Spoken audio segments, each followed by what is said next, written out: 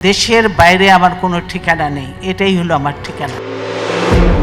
দীর্ঘ ১.৫ যুগ পর তুলনামূলক অনুকূল পরিবেশে এবার প্রতিষ্ঠা বার্ষিকী পালন করছে বাংলাদেশ জাতীয়তাবাদী দল বিএনপি। দলটির ৪৭তম প্রতিষ্ঠা বার্ষিকী আজ।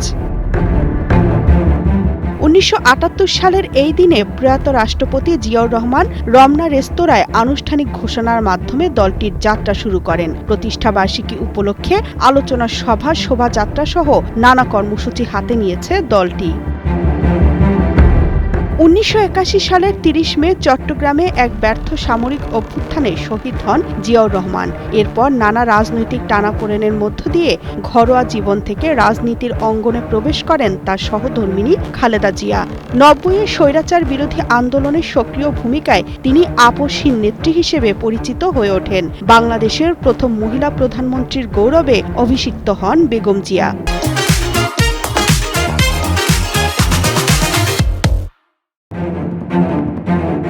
১৯৮৩ সালের ১৩ই জানুয়ারি আনুষ্ঠানিকভাবে একজন রাজনৈতিক কর্মী হিসেবে আত্মপ্রকাশ করেন তিনি। একই বছরের মার্চ মাসে খালেদা জিয়া বিএনপির সিনিয়র ভাইস চেয়ারম্যান হন এবং ১৯৮৪ সালের ১০ মে দলের সর্বোচ্চ পদ চেয়ারপারসনের দায়িত্ব নেন।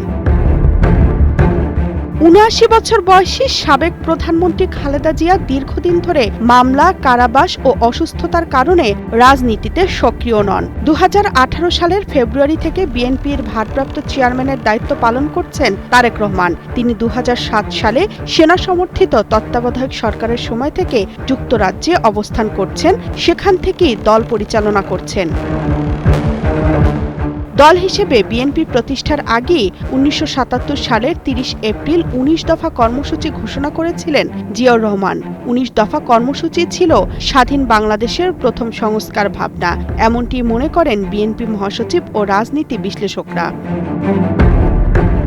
৪৭তম প্রতিষ্ঠা বার্ষিকীতে নানামুখী প্রোপাগান্ডার বিরুদ্ধে সংসদকে রাজনীতির কেন্দ্রে পরিণত করা কি মূল লক্ষ্য মনে করেন দলের মহাসচিব মির্জা ফখরুল ইসলাম আলমগীর।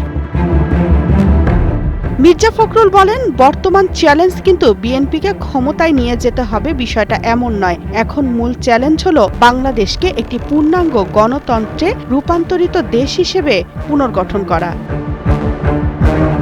বিগত ১৭ বছরেরও বেশি সময় ধরে বিএনপি ক্ষমতার বাইরে রয়েছে।